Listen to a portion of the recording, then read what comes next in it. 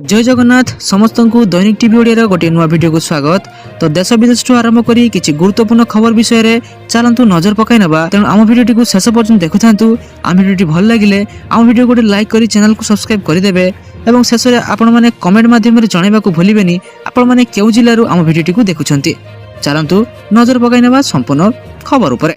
School समय को नहीं बड़ खबर। मार्च आरंभ देशर अनेक राज्य में ग्रीष्म प्रभाव अनुभूत हो सारी। दिन तापमात्रा उल्लेखनीय भाव वृद्धि पाई। भारतीय पाणीपाग विभाग आईएमडी तीव्र ग्रीष्म प्रभाव परिस्थितिर पूर्वानुमान अनुसार ओडिशार सरकार राज्यर समस्त कॉलेज और विश्वविद्यालय ग्रीष्म प्रभाव परिचालन एक मानक कार्य प्रणाली एसओपी जारी कर सारी। एसओपी अनुसार स्कूल और विश्वविद्यालय गुड़िक क्लास इंटरनाल एग्जाम और परीक्षा सकाल समय आयोजन करने को कहुई। अपराह्न समय बाहर खेलकूद और पाठ्य कार्यक्रम निषिद्ध कर अत्यावश्यक हेले कार्यक्रम गुड़िक ठंडा समय पर्याप्त सुरक्षा व्यवस्था सहित आयोजन करने को कहुई। एवं सबु स्कूल रे ओआरएस मौजूद रखा निर्देश दि जाइए। एसओपी ग्रीष्म ऋतु में जल जगाण बाधा को रखापी नलकूप हैंडपंप और पानीय जल सुविधा गुड़िकर जांच और मरामती को बाध्यतामूलक कर। चलो देखिए परवर्ती अपडेट कौन रही। कटक होली कमिशनरेट पुलिस बड़ प्रस्तुति। होली रे मद बिक्री बैन। मद बिक्री दिज्व ना अनुमति सूचना देते कटक डीसीपी। सुरक्षा दृष्टिकोण सहर में मोट 20 प्लाटून पुलिस फोर्स मुतयन हेबे। 200 होमगार्ड रहिबे। अन्य क्या असुविधा पकाई रंग न खेलने को अपील कर कटक डीसीपी। आज भोर समय विभिन्न स्थान में फोर्स मुतयन हेब। अग्निशम और ओड्राफ टीम को सजग रहा कहुई। शब्द प्रदूषण विरोध में कड़ा कार्यानुष्ठान ग्रहण कर डीसीपी सूचना देते। सेपरि रासायनिक रंग बिक्री और सोशल मीडिया पर कड़ा नजर रखिथिबा डीसीपी कहते रंग खेली सारिया पर नदी में न गाधेबा कमिशनरेट पुलिस पक्षर अपील कर। चलो देखिए परवर्ती अपडेट कौन रही। नामलेखा अवधि 15 मार्च पर्यंत वृद्धि करागला। शिक्षार्थी मान सुविधा और विभिन्न वर्गर आवश्यकता को दृष्टि रखी इंदिरा गांधी भारतीय जातीय मुक्त विश्वविद्यालय इग्नो जनवरी 2026 शिक्षाश्रत नामलेखा अवधि को चलित मार्च 15 तारिख पर्यंत बढ़ा जाइए। सर्टिफिकेट और सेमिस्टर आधारित पाठ्यक्रम गुड़िक ए वृद्धिर अधीन नुहे। आगे प्रार्थी मैंने विभिन्न स्नातक और स्नातकोत्तर पाठ्यक्रम भर्ती इग्नो आधिकारिक वेबसाइट www.ignou.ac.in माध्यम अधिक विवरण जानीपर। ऑनलाइन नामलेखा सीधा सड़क ignoadmission.smart.education.in रे जाई आपण माने एडमिशन नहीं पारिबे। चलो देखिए परवर्ती अपडेट कौन रही। अन्य बिल में चाष करुले मिलिब नाही किसान टंका। चलो देखिए संपूर्ण अपडेट टी कौन रही। प्रधानमंत्री किसान सम्मान निधि योजना सबुठ गुरुत्वपूर्ण आवश्यकता जमी मालिकाना सहित जड़ित। सरकार राजस्व रेकर्ड आधार में हिताधिकारी मान चिन्हट करुँच। यार अर्थ हो केवल चाष जमी मालिक चाषी मैंने ही योजना योग्य अटंती। जदि जड़े चाषी अन्य भाग चाषी हमें और जमी नाम ना तेज से वर्तमान नियम अनुଯାयी किसान सम्मान निधि पाइपर ना। जदि से कृषि क्षेत्र निष्ठार सहित काम करुँच तेज जमी नाम पंजीकृत नहेले से योजन योग्य हेबे ना। जदिओ से चाष करती किंतु से जमीर कागजपत्र ना ए कारण से योजना सीधा सड़क विवेचित हो पारे ना। किंतु जदि जड़े भाग चाषी नाम अल्प परिमाण में जमी पंजीकृत थाए तेज से जमी उपर आधार कर योजनार लाभ पाइपर। हेले संपूर्ण भूमिहीन चाषी को यह योजन अंतर्भुक्त करा योजना राजस्व रेकर्ड में पंजीकृत चाषी योग्य चाषी जमी क्षुद्र और नाममात्र चाषी परिवार जो आयर प्राथमिक उत्स कृषि जो बैंक अकाउंट आधार सहित लिंक अच्छी और जो इक्वेसी पूरण कर लाभ मिल पार। तो आग को आसुवा पीएम किसान 22तम किस्ती टंका पाइबाक हेले आपको प्रथम इकेवाईसी करिया को पड़िबो। जदि आपनकर इकेवाईसी होई नै तबे आपण माने पीएम किसान 22तम किस्ती टंका पाइ परिबे नाही। चलो देखिए परवर्ती अपडेट कौन रही। बंद हो राज्य खाउटी कमिशन। राज्य खाउटी और उपभोक्ता विवाद समाधान कमिशन रे कार्यकारी सभापति को मिसाई मोट 4 जन सदस्य रही। आउ 3 जन सदस्य कार्यकाल शेष होउचे। केवल कार्यकारी सभापति कार्यकाल चालू रही। अवसर ने 3 सदस्य कार्यकाल वृद्धि नहीं राज्य सरकार पक्षर कौन पदक्षेप एपर्यंत नि जाई नाही। फल राज्य खाउटी कमिशन एक प्रकार बंद होगा परिस्थिति सृष्टि होइछे। केवल राज्य खाउटी कमिशन नुहे सब जिला खाउटी कमिशन सभापति और सदस्य कार्यकाल शेष मास सुधा सरी जाउछे। कार्यकाल वृद्धि नहीं कौन पदक्षेप ग्रहण कर। जदि चलित मास सुधा राज्य सरकार ए दिगरे कौन पदक्षेप ग्रहण न करती राज्यव्यापी खाउटी अदालत एक रकम ठप हो पड़ो बोली आशंका कर। चलो देखिए परवर्ती अपडेट कौन रही। आउ मात्र 4 दिन पर आसिबो सुभद्रा किस्ती टंका। चलो देखि नबा संपूर्ण अपडेट टी कौन रही। राज्य सरकार पूर्व घोषणा कर सुभद्रा योजना टंका समस्त योग्य अधिकारी को खूब जल्दी मिल पार। सुभद्रा योजना टंकार चतुर्थ किस्ती आसंता चलित मास महिला दिवस अर्थात मार्च 8 तारिख में मिल सरकार घोषणा कर। राखी पूर्णिमार तृतीय किस्ती टंका मिलता। ଯେଉଁ ମହିଳାମାନେ 31 ମାର୍ଚ୍ଚ 2025 ସୁଦ୍ଧା 21 ବର୍ଷ ବୟସରେ ପଦାର୍ପଣ କରିଛନ୍ତି ସେମାନେ ଏହି ସରକାରୀ ଯୋଜନାର ଯୋଗଦାନ ପାଇଁ ଆବେଦନ ମଧ୍ୟ କରିପାରିବେ। ଯଦି ଆବେଦନକାରୀଙ୍କୁ ଯୋଗ୍ୟ ବିବେଚିତ କରାଯାଏ ତେବେ ସେମାନେ 8 ମାର୍ଚ୍ଚରେ ସୁଭଦ୍ରା କିସ୍ତି ପାଇପାରିବେ। ସୁଭଦ୍ରାଙ୍କ ନୂତନ ହିତାଧିକାରୀ ମାନେ ମାର୍ଚ୍ଚ 8 ତାରିଖ ସୁଦ୍ଧା ଟଙ୍କା ପାଇପାରିବେ। ଉପମୁଖ୍ୟମନ୍ତ୍ରୀ ପ୍ରଭାତୀ ପରିଡ଼ା ଏକଥରକେ 2ଟି କିସ୍ତି ପାଇବା ବିଷୟରେ ସୂଚନା ଦେଇଛନ୍ତି। ସୁଭଦ୍ରା ପୋର୍ଟାଲ ଖୋଲା ରହିଛି। ନୂତନ ହିତାଧିକାରୀମାନେ ଏନେଇ ଆବେଦନ କରିପାରିବେ। ନୂଆ ଆବେଦନ ପ୍ରକ୍ରିୟା ଗୋଟିଏ ମାସ ଧରି ଚାଲୁ ରହିଛି। ଚାଲୁ ଦେଖିବା ପରବର୍ତ୍ତୀ ଅପଡେଟ୍ କ'ଣ ରହିଛି। ସେପଟେ ପାଣିପାଗକୁ ନେଇ ଆସିଲା ବଡ଼ ଖବର। ମାଡ଼ି ଆସୁଛି ଗରମ, ବଢ଼ିଲା ତାତି, ଛୁଇଁଲା ସର୍ବୋଚ୍ଚ ତାପମାତ୍ରା 38 ଡିଗ୍ରୀ ସହ ନୂଆ ରେକର୍ଡ ଛୁଇଁଲା ଝାରସୁଗୁଡ଼ା। ରାଜ୍ୟରେ ସର୍ବାଧିକ ଏବଂ ଦେଶରେ ଦ୍ୱିତୀୟ ଉତ୍ତପ୍ତ ସହର ହେଲା ଝାରସୁଗୁଡ଼ା। ଦେଶର ଟପ୍ 10 ସହର ଭିତରେ ଭୁବନେଶ୍ୱର ରହିଛି 6 ନମ୍ବର।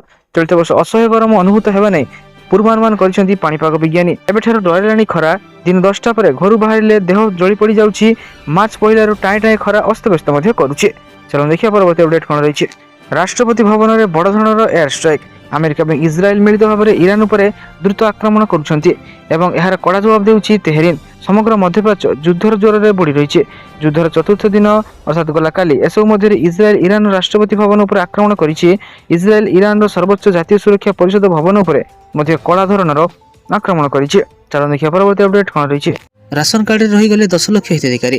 ରାସନ କାର୍ଡ ଇକେୱାଇସି ସଂଯୋଗ ଅବଧି ଫେବୃଆରୀ 28 ତାରିଖ ଶେଷ ଦିନ ଥିଲା। ଏହି ଅବଧି ବୃଦ୍ଧି ନ ହେବା ଫଳରେ ଇକେୱାଇସି ସଂଯୋଗରୁ ଆହୁରି 10 ଲକ୍ଷ 65,323 ଜଣ ହିତାଧିକାରୀ ବାଦ ପଡ଼ିଛନ୍ତି। ରାଜ୍ୟ ସରକାର ଅବଧି ବୃଦ୍ଧି ନ କଲେ ଏହି ହିତାଧିକାରୀଙ୍କ ଭାଗ୍ୟ କ'ଣ ହେବ ତାହାକୁ ନେଇ ଏବେ ବଡ଼ ପ୍ରଶ୍ନ ଉଠିଛି। ପ୍ରାୟ 1.5 ବର୍ଷ ତଳେ ରାଜ୍ୟ ସରକାର ପ୍ରତ୍ୟେକ ରାସନ କାର୍ଡ ସହ ଇକେୱାଇସି ସଂଯୋଗ କରିବା ପାଇଁ ନିଷ୍ପତ୍ତି ନେଇଥିଲେ।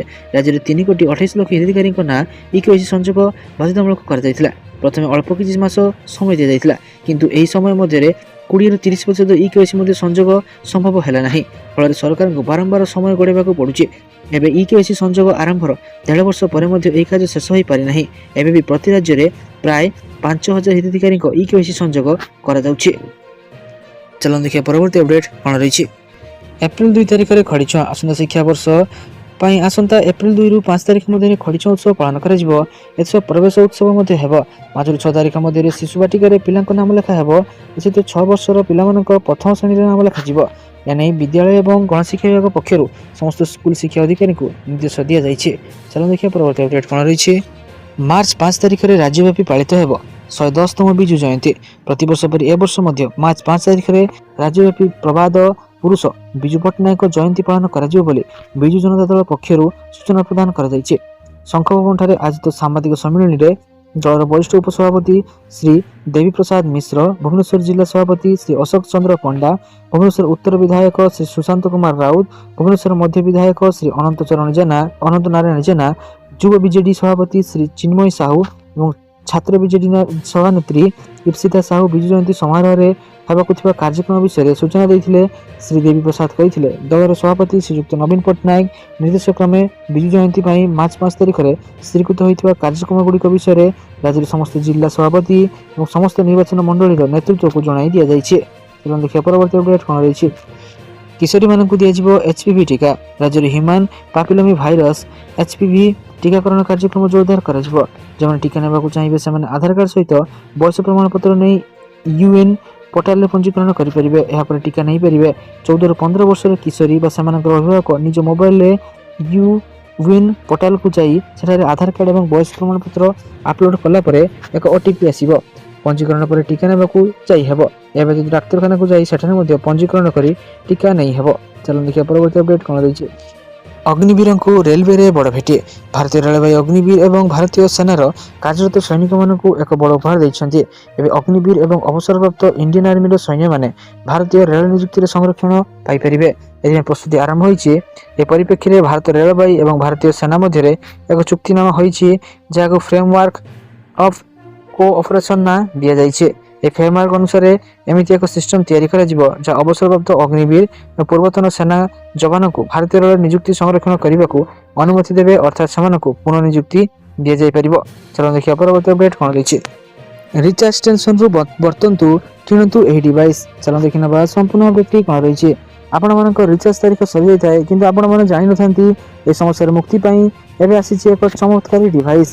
ଏଥିପାଇଁ ଆପଣଙ୍କୁ କେବଳ ଗୋଟିଏ ଡିଭାଇସ୍ କିଣିବାକୁ ପଡ଼ିବ, ଯାହା ସାହାଯ୍ୟରେ ଆପଣ ବିନା ରିଚାର୍ଜରେ ଯେକୌଣସି ନମ୍ବରକୁ କଲ୍ କରିପାରିବେ ଏବଂ ଏଥିପାଇଁ ଆପଣଙ୍କୁ କିଛି ଅସୁବିଧା ହୋଇନଥାଏ। ଏହା ଏବେ ଖୁବ୍ ଟ୍ରେଣ୍ଡରେ ରହିଛି, କିନ୍ତୁ ଏହାକୁ କେବଳ ଅନଲାଇନରେ খুব সহজରେ বুକିଂ କରିପାରିବେ। ଆପଣମାନଙ୍କ ମନରେ ସନ୍ଦେହ ହେଉଥିବ ଏହି ଡିଭାଇସର ଦାମ ଅଧିକ ହୋଇଥିବ। ଏହାର MRP କେବଳ 4000 ଟଙ୍କା ରହିଛି। ଆପଣ ଏହାକୁ 55% ଡିସ୍କାଉଣ୍ଟରେ କିଣିପାରିବେ, ଅର୍ଥାତ୍ ଏହା 1799 ଟଙ୍କାରେ କିଣିପାରିବେ। ଏହାକୁ କେବଳ 7 ଦିନ ଭିତରେ ଏହି ଡିଭାଇସ୍ ଆପଣଙ୍କ ଘରେ ପହଞ୍ଚିଯିବ। ଏହାର ରେଞ୍ଜ 6 କିଲୋମିଟର ହୋଇଥାଏ, ତେଣୁକରି 6 କିଲୋମିଟର ଦୂରରେ ଥିବା ଯେକୌଣସି ବ୍ୟକ୍ତି ବା ନମ୍ବର ସହିତ ଆପଣ କଥା ହୋଇପାରିବେ। ଏହି ଡିଭାଇସ୍ ସହକାରେ ଆମେ ଯଦି କୌଣସି କର୍ମକ୍ଷେତ୍ରରେ କାମ କରୁ, ଯଦି କୌଣସି ଆବଶ୍ୟକ କାମ ରହିଥିବା ସମୟରେ ଯଦି ଆପଣଙ୍କ ରିଚାର୍ଜ ସରିଯାଇଥାଏ, ତେବେ ଆପଣଙ୍କର କାମରେ ବାଧା ହୋଇଥାଏ, କିନ୍ତୁ ଏପରି ସ୍ଥଳରେ ଏହି ଡିଭାଇସ୍ ବହୁତ ଉପକାରୀ ଅଟେ। ଚାଲନ୍ତୁ ଦେଖିବା ପରବର୍ତ୍ତୀ ଅପଡେଟ୍ କ'ଣ ରହିଛି। ରାଜ୍ୟସଭା ନିର୍ବାଚନ 16 ସେଟ୍ ଫର୍ମ କିଣିଲା ବିଜେଡି। ରିଟର୍ଣ୍ଣିଂ ଅଫିସରଙ୍କ ଠାରୁ ଫର୍ମ କିଣିଲେ 4 ବିଜେପି ବିଧାୟକ। ମୁଖ୍ୟମନ୍ତ୍ରୀ ବାସଭବନରେ ବିଜେପି ବିଧାୟକ ଦଳ ବୈଠକ ବସିଥିଲା। ଏହାପରେ 4 ବିଜେପି ବିଧାୟକ 16 ସେଟ୍ ଫର୍ମ କିଣିଛନ୍ତି। ଏକ ବିଧାୟକ ଦଳ ପ୍ରତିନିଧି ଆସି ରିଟର୍ଣ୍ଣିଂ ଅଧିକାରୀଙ୍କ ଠାରୁ 16ଟି ସେଟ୍ ନେଇଯାଇଛନ୍ତି। 3 ନୁହେଁ 4କୁ 4 ଆସନରେ ପ୍ରାର୍ଥୀ ଦେଇପାରେ ବିଜେପି। ସରକାରୀ ଦଳ ମୁଖ୍ୟ ସଚେତକ ସରୋଜ ପ୍ରଧାନଙ୍କ ସହ ଆଶ୍ରିତ ପଟ୍ଟନାୟକ, ଦୁଷ୍ମନ୍ତ ସ୍ୱାଇଁ, ରଘୁନାଥ ଜଗଦାଲ ଏବଂ ପ୍ରତାପ ନାୟକ ନାମାଙ୍କନ ପତ୍ର କିଣିଛନ୍ତି। ସଂସଦୀୟ ବୋର୍ଡ ନିଷ୍ପତ୍ତି ନେବା ପରେ ନାମାଙ୍କନ ଭରାଯିବ। ଚାଲନ୍ତୁ ଦେଖିବା ପରବର୍ତ୍ତୀ ଅପଡେଟ୍ କ'ଣ ରହିଛି। ଓଡ଼ିଶାରୁ ପଶ୍ଚିମବଙ୍ଗକୁ ବାଲି ଚୋରାଚାଲାଣ ମାମଲାରେ ନୂଆ ଟ୍ୱିଷ୍ଟ। ସମାଜସେବୀ ଦିଲ୍ଲୀପ କାମିଳାଙ୍କ ହତ୍ୟା କରିବାର ଧମକରେ ସୁରକ୍ଷା ଏବଂ ନ୍ୟାୟ ପାଇଁ ତାଳସାରୀ ଥାନାରେ ଏକ ଏତଲା ଦେବା 30 ଘଣ୍ଟା ପରେ ବି ମାମଲା ରୁଜୁ କରିନି ତାଳସାରୀ ମେରାଇନ୍ ପୁଲିସ। ଓଲଟା ଘଟଣା ବାବଦରେ ପୁଲିସକୁ ପଚାରିବାର ପ୍ରତ୍ୟେକ 5ରୁ 10 ମିନିଟ୍ ପରେ ବାଲି ବ୍ୟବସାୟୀଙ୍କ ଠାରୁ ଆସୁଛି କେସ୍ ଉଠାଇ ନେଇ ମ୍ୟୁଚୁଆଲ କରିବା ପାଇଁ କଲ୍। ଏଥିରୁ ସ୍ପଷ୍ଟ ହେଉଛି ତାଳସାରୀ ମେରାଇନ୍ ପୁଲିସର ବାଲି ମାଫିଆଙ୍କ ସହ ରହିଛି କି ମଧୁ ଚନ୍ଦ୍ରିକା। ବାଲି ମାଫିଆ ମେରାଇନ୍ ପୁଲିସକୁ ଗୋଡ଼ ପିଛା ମାସକୁ 10,000 ଟଙ୍କା ଦେବା ଅଡିଓ ଏବେ ସତ ବୋଲି ପ୍ରମାଣିତ ହେବାକୁ ଯାଉଛି। ଅନ୍ୟପକ୍ଷରେ ସମାଜସେବୀ ଦିଲ୍ଲୀପ କାମିଳା ଏବଂ ନିଜ ଜୀବନ ପ୍ରତି ବିପଦ ଅଧିକ ଜାଣି ଜିଲ୍ଲା ପ୍ରଶାସନ ଏବଂ ରାଜ୍ୟ ସରକାରଙ୍କୁ ସୁରକ୍ଷା ପାଇଁ ନିବେଦନ କରିବା ସହିତ ମାଫିଆ ଏବଂ ଅଧିକାରୀଙ୍କ ଦ୍ୱାରା ହେଉଥିବା କୋଟି କୋଟି ଟଙ୍କାର ଓଡ଼ିଶାର ରାଜସ୍ୱ ଲୁଟ୍ରେ ରୋକ ଲଗାଇବାକୁ ନିବେଦନ କରିଛନ୍ତି। ଚାଲନ୍ତୁ ଦେଖିବା ପରବର୍ତ୍ତୀ ଅପଡେଟ୍ କ'ଣ ରହିଛି। ପିସିଆର୍ କର୍ମଚାରୀଙ୍କ ପାଇଁ ନିୟମ କଡ଼ାକଡ଼ି। ଏଣିକି ଆଉ ପିସିଆର୍ କର୍ମଚାରୀଙ୍କ ମନ ମାନି ଚଳିବ ନାହିଁ। ପୁଲିସ କାନରୁ ସେମାନେ ବର୍ତ୍ତି ପାରିବେ ନାହିଁ। ଯଦି କେହି ପିସିଆର୍ କର୍ମଚାରୀ କର୍ତ୍ତବ୍ୟ ପାଳନରେ ବିଳମ୍ବ କରନ୍ତି, ତେବେ ସିଧା ନିଲମ୍ବିତ ହେବେ। ଚାକିରିରୁ ବହିଷ୍କୃତ ହେବା ପରେ ଜେଲ୍ ମଧ୍ୟ ଯିବାକୁ ପଡ଼ିପାରେ। ଅତିରିକ୍ତ ଆରକ୍ଷୀ ନିଯୁକ୍ତି ଏହି ନିର୍ଦ୍ଦେଶାବଳୀ ଜାରି କରିଛନ୍ତି, ଯାହାର ଏକ କପି ପ୍ରତି ପିସିଆର୍ ଭ୍ୟାନ୍ ପଛରେ ଲଗାଯିବ। ଏଥିରେ ଉଲ୍ଲେଖ ରହିଛି ଯେ ପିସିଆର୍ ଭ୍ୟାନ୍ ଇନଚାର୍ଜ ଥିବା ସେଣ୍ଟର ପୁଲିସ ଅଫିସର କିମ୍ବା ଅବସରପ୍ରାପ୍ତ କର୍ମଚାରୀମାନେ କୌଣସି ମତେ ଆଇନକୁ ଉଲ୍ଲଂଘନ କରିବେ ନାହିଁ। କୌଣସି ପ୍ରକାର ବିଶୃଙ୍ଖଳିତ କିମ୍ବା ବେଆଇନ କାର୍ଯ୍ୟକଳାପରେ ଲିପ୍ତ ରହିଥିଲେ ଏସ୍ପିଓଙ୍କୁ ଚାକିରିରୁ ବହିଷ୍କୃତ କରାଯିବ। ଅବସରପ୍ରାପ୍ତ ସେନା ଯବାନଙ୍କ ପେନସନ ବନ୍ଦ କରାଯିବା ସହ ଆର୍ମି ୱେଲଫେୟାର ବୋର୍ଡକୁ ବିଶୃଙ୍ଖଳିତ କାର୍ଯ୍ୟକଳାପ ସମ୍ପର୍କିତ ଚିଠି ମଧ୍ୟ କରାଯିବ। ଚାଲନ୍ତୁ ଦେଖିବା ପରବର୍ତ୍ତୀ ଅପଡେଟ୍ କ'ଣ ରହିଛି। ଓଡ଼ିଶା ଆସିବେ ଅମିତ ଶାହା। କେନ୍ଦ୍ର ଗୃହମନ୍ତ୍ରୀ ତଥା ସମବାୟ ମନ୍ତ୍ରୀ ଅମିତ ଶାହା ଆସନ୍ତା ମାର୍ଚ୍ଚ 5 ତାରିଖରୁ 2 ଦିନିଆ ଓଡ଼ିଶା ଗସ୍ତରେ ଆସୁଛନ୍ତି। ସେ ମାର୍ଚ୍ଚ 5 ତାରିଖ ସନ୍ଧ୍ୟାରେ ଦିଲ୍ଲୀରୁ ବିଶେଷ ବାୟୁସେନା ବିମାନରେ ଭୁବନେଶ୍ୱର ପହଞ୍ଚିବେ। ମାର୍ଚ୍ଚ 6 ତାରିଖ ପୂର୍ବାହ୍ନରେ ସେ କଟକ ଜିଲ୍ଲାର ମୁଣ୍ଡଳୀରେ ଆୟୋଜିତ central industrial security force CISF ପ୍ରତିଷ୍ଠା ଦିବସରେ କାର୍ଯ୍ୟକ୍ରମରେ ଯୋଗଦେବେ। ଏହାପରେ ଖୋର୍ଦ୍ଧା ଜିଲ୍ଲାର ଜଟଣୀରେ କ୍ୟାମ୍ପସ ପାଇଁ ଭୂମି ପୂଜନ କରିବେ। ସେ ସହିତ ଆଭାସୀ ମାଧ୍ୟମରେ NFSU ଟ୍ରାନଜିଟ୍ କ୍ୟାମ୍ପସର ଉଦ୍ଘାଟନ ମଧ୍ୟ କରିବେ। ଚାଲନ୍ତୁ ଦେଖିବା ପରବର୍ତ୍ତୀ ଅପଡେଟ୍ କ'ଣ ରହିଛି। ଲକ୍ଷପତି ବିଟିଏ ଯୋଜନା। ଚାଲନ୍ତୁ ଦେଖି ନେବା ସମ୍ପୂର୍ଣ୍ଣ ଅପଡେଟ୍ କ'ଣ ରହିଛି। ଲକ୍ଷପତି ବିଟିଏ ଯୋଜନା କେବଳ ସେହି ପରିବାରମାନଙ୍କ ପାଇଁ ଉପଲବ୍ଧ ଯେଉଁମାନଙ୍କର ବାର୍ଷିକ ଆୟ 1,20,000ରୁ ଅଧିକ ନୁହେଁ। ପରିବାର ଗତ 3 ବର୍ଷ ଧରି ଦିଲ୍ଲୀରେ ବାସ କରୁଥିବା ଆବଶ୍ୟକ ଏବଂ ଝିଅ ଦିଲ୍ଲୀରେ ଜନ୍ମ ହୋଇଥିବା ଆବଶ୍ୟକ। ପ୍ରତି ପରିବାରରେ ସର୍ବାଧିକ 2ଟି ଝିଅ ଏହି ଯୋଜନା ପାଇଁ ଯୋଗ୍ୟ ଅଟନ୍ତି।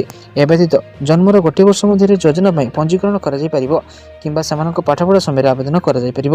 ଏହି ଯୋଜନାର ପରିସର ଏବେ ଦେଶର ଯେକୌଣସି ସରକାରୀ କିମ୍ବା UGC ସ୍ୱୀକୃତିପ୍ରାପ୍ତ ପ୍ରତିଷ୍ଠାନରୁ ସ୍ନାତକ କିମ୍ବା ଡିପ୍ଲୋମା ଡିଗ୍ରୀ ହାସଲ କରୁଥିବା ଝିଅମାନଙ୍କ ପାଇଁ ବୃଦ୍ଧି କରାଯାଇଛି। ଏହି ଯୋଜନା ଅଧୀନରେ 21 ବର୍ଷ ବୟସ ପରେ ଏବଂ ଶିକ୍ଷାଗତ ଆବଶ୍ୟକତା ପୂରଣ କରିବା ପରେ ହିଁ ପରିପକ୍ୱତା ରାଶି ମିଳିପାରିବ।